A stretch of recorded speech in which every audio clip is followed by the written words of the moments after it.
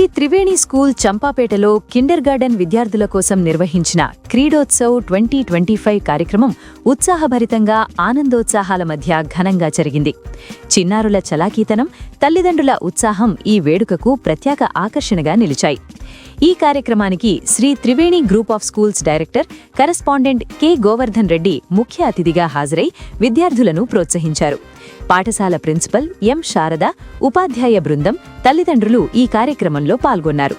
Kindergarten విద్యార్థుల కోసం ఏర్పాటు చేసిన వివిధ సరదా ఆటలు, పోటీలు చిన్నారుల్లో ఉత్సాహాన్ని నింపాయి. విద్యార్థులు ఆనందంగా పాల్గొని తమ ప్రతిభను ప్రదర్శించారు.